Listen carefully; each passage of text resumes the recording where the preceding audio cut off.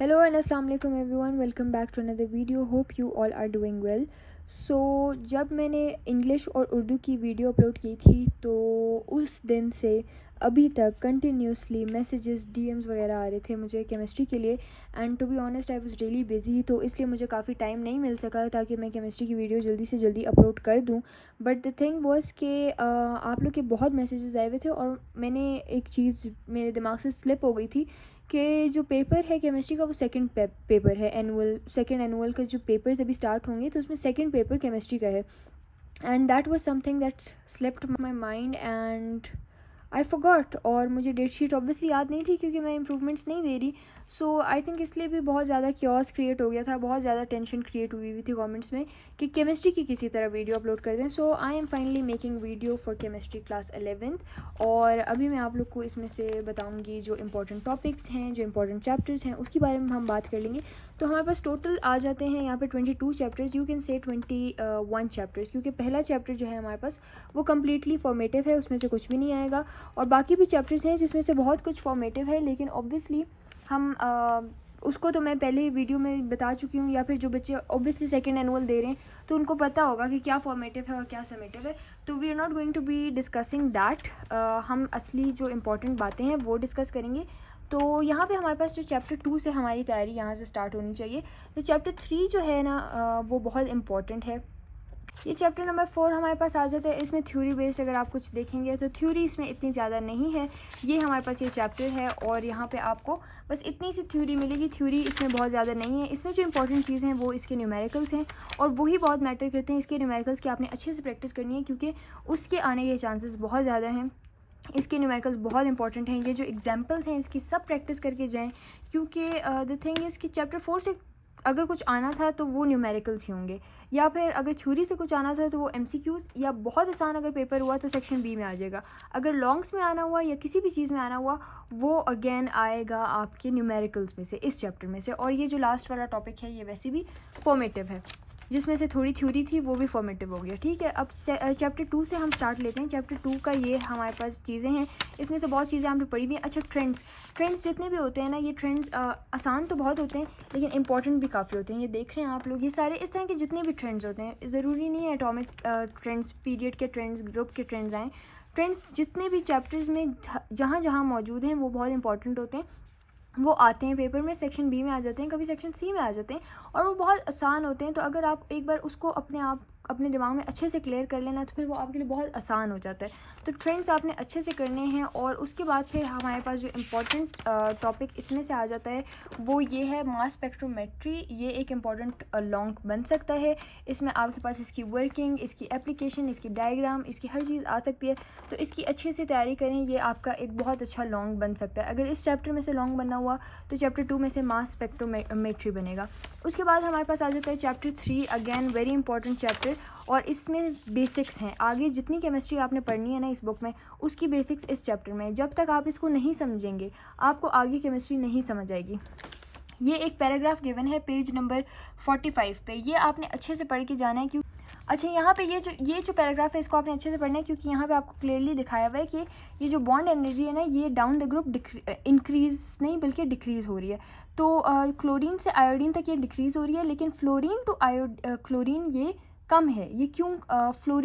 Chlorine से ज़्यादा होनी चाहिए थी, कम क्यों है? तो ये इस तरह के जो पैराग्राफ्स हैं जिसमें कुछ ऐसे स्पेसिफिक इन्फॉर्मेशन होती है वो आपको अच्छे से आनी चाहिए. उसके बाद आपके पास वेस्पर थ्योरी है, वो बहुत इंपॉर्टेंट है, उसकी आपको सारी बेसिक चीज़ें आनी चाहिए. फिर ये वाला जो टॉपिक हमारे पास ये फॉर्मेटिव है. वैलेंस बॉन्ड थ्योरी आपको आनी चाहिए बहुत अच्छे से. ये सारी आपस में इंटरकनेक्टेड हैं तो ये आपको आनी चाहिए. और ये जो एग्जांपल्स बुक में दी हुई हैं ये प्रैक्टिस करके जाएं, एग्जैक्ट भी आ सकती हैं. हाइब्रिडाइजेशन आपको बहुत अच्छे से आनी चाहिए. ये कौन सी शेप बनेगी, क्या एंगल होगा, ये सारी चीज़ें आपको आनी चाहिए. उसके बाद हमारे पास आ जाता है ये वाला एक टॉपिक है, ये भी बहुत इंपॉर्टेंट है. और एक्सरसाइज में इसके से रिलेटेड एक क्वेश्चन भी दिया हुआ है कि why ice is less denser then water, या फिर why ice is more dense then water. ये क्वेश्चन भी मैं आपको दिखा देती हूँ. Explain why ice is less dense then liquid water. ये क्वेश्चन बहुत इंपॉर्टेंट है, ये आता रहता है, तो ये इसकी प्रैक्टिस करके जाएं.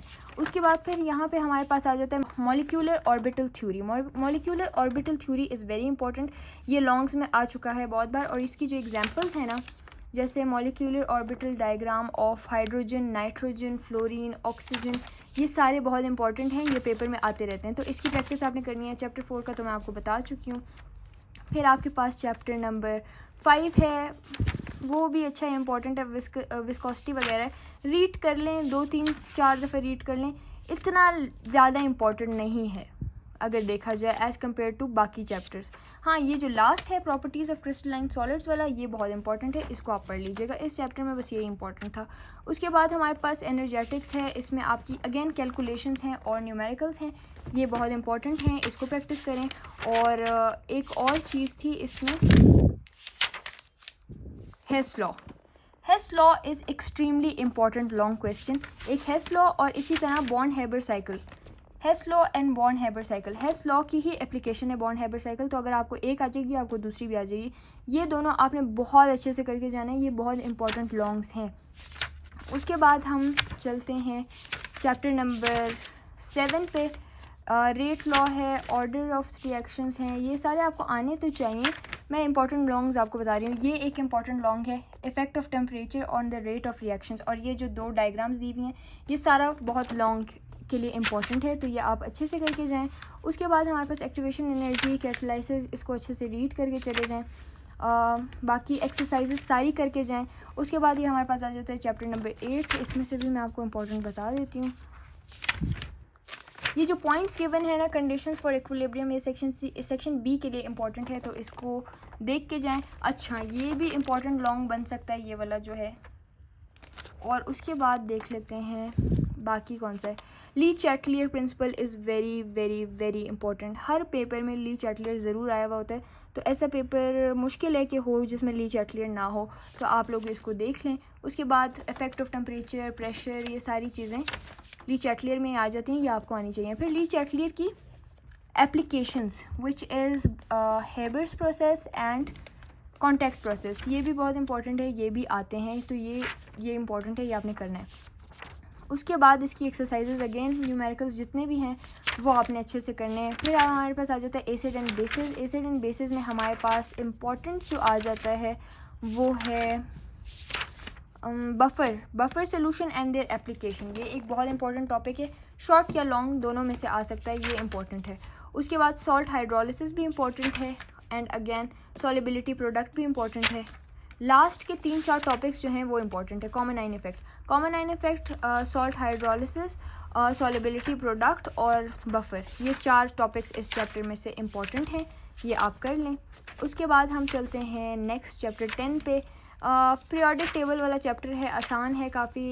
ये वाला जो टेबल है ना, ये ज़रा इंपॉर्टेंट है, इसको कर लें और बाकी रीड कर लें। मुश्किल चैप्टर नहीं है, आसान ही है। नाइट्रोजन वाले, अच्छा यहाँ से हमारे पास ऑर्गेनिक केमिस्ट्री शुरू हो रही है। ऑर्गेनिक केमिस्ट्री सारी बहुत इंपॉर्टेंट है। जो रिएक्शंस आपको दिए हुए ना वो आप अच्छे से करके जाएं। इसमें से तो आधे से ज़्यादा फॉर्मेटिव है। हेलोजेंस 3 पेजेस का ये सारा इंपॉर्टेंट है। उसके बाद ये स्मॉग वगैरह है, इसमें भी बहुत कम टॉपिक्स इंक्लूडेड हैं। जो असली हमारे पास ऑर्गेनिक केमिस्ट्री यहाँ से शुरू हो रही है, ये इसमें से आपने कुछ नहीं छोड़ना, सारा आपके फिंगर टिप्स पे होना चाहिए। लेकिन जो रिएक्शंस हैं वो आपको बहुत अच्छे से आने चाहिए, क्योंकि एग्जैक्ट आपकी बुक वाले रिएक्शंस भी आते हैं।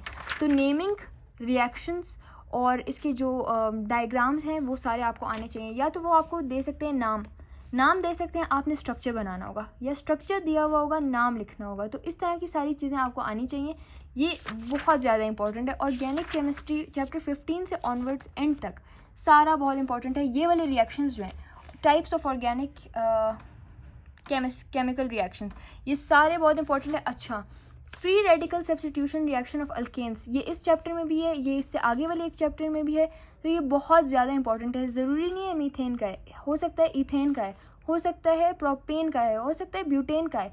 आपको मैकेनिज़्म याद रखना है, जनरल मैकेनिज़्म याद रखना है। वो आपको स्टार्टिंग रिएक्टेंट्स कुछ भी दे सकते हैं, आपने उससे प्रोडक्ट्स बनाने हैं। ये बहुत इंपॉर्टेंट लॉन्ग है, ये इसकी तो प्रैक्टिस ज़रूर करनी है, ये बहुत ज़्यादा इंपॉर्टेंट है।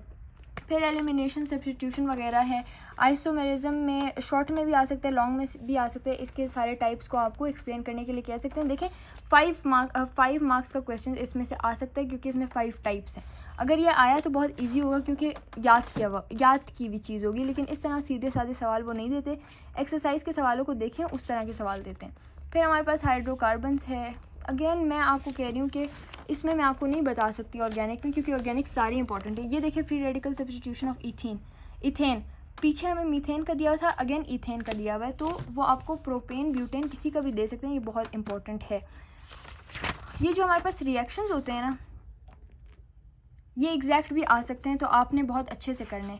ये जैसे अच्छा कुछ रिएक्शन होते हैं उनके स्पेसिफिक नाम हैं, जिनके नाम होते हैं ना स्पेसिफिक, वो तो बहुत इंपॉर्टेंट होते हैं। अब ये हाइड्रोहेलोजिनेशन ऑफ अल्कीन्स, इसमें 2 प्रोडक्ट्स बन रहे हैं, ये बहुत इंपॉर्टेंट है, ये पेपर्स में आते हैं। और ये जो पेज है ना, इसको आपने समझना है अच्छे से। वो आपसे पूछ सकते हैं कि प्राइमरी क्यों लेस स्टेबल है सेकेंडरी से, क्यों सेकेंडरी लेस स्टेबल है टर्शरी से, तो ये स्टेबिलिटी ऑर्डर है, ये वो आपसे पूछ सकते हैं कि ऐसा क्यों है।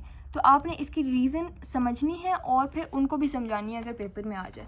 फिर उसके बाद हमारे पास अगेन मैकेनिज़म्स हैं, मैकेनिज़म्स भी इंपॉर्टेंट हैं, ऑर्गेनिक सारी इंपॉर्टेंट है। स्टीरियो आइसोमेरिज्म ये पिछले साल फॉर्मेटिव था और इस साल अभी हमारे सेकेंड ईयर में इंक्लूडेड है, पिछले साल फॉर्मेटिव था। फिर हेलोजिनो अल्केन्स है, छोटे छोटे चैप्टर्स हैं ये वाले, ये सारे तो बहुत इंपॉर्टेंट हैं, आपने इनको नहीं छोड़ना, बिल्कुल भी नहीं छोड़ना। ऑर्गेनिक तो बिल्कुल नहीं छोड़नी, ये सारी बहुत इंपॉर्टेंट है। तो पेपर पैटर्न के लिए मैंने आप लोग को तरीका बताया हुआ है कि आप लोग कहाँ से देखें। मेरा था कि मैं आप लोग को इंपॉर्टेंट लॉन्ग्स शॉर्ट्स वगैरह बता दूँ, इंपॉर्टेंट चैप्टर्स बता दूँ। इंपॉर्टेंट लॉन्ग्स मैंने 5 से 6 इसमें मेंशन किए हैं, वो 5 से 6 आपने ज़रूर करने, वो मिस नहीं करने।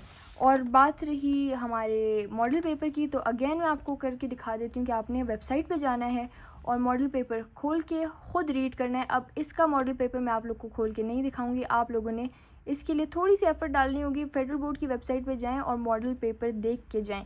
मॉडल पेपर और फर्स्ट एनुअल का केमिस्ट्री का पेपर वो स्किप नहीं करना, दोनों करके जाएं। MCQs, शॉर्ट्स, लॉन्ग्स सारे करके जाएं और इंशाल्लाह आपका पेपर बहुत अच्छा होगा। चैप्टर 3, 4, 6, 7 और बाकी सारी ऑर्गेनिक केमिस्ट्री जो है उस पर फोकस रखें, इंशाल्लाह आपका बहुत अच्छा पेपर होगा। कोई भी क्यूरीज हो मुझे कमेंट्स में बताएं, I try to answer them. और फिज़िक्स की भी इंशाल्लाह सून वीडियो आ जाएगी। See you all in the next one, till next time, अल्लाह हाफिज़ एंड बाय बाय।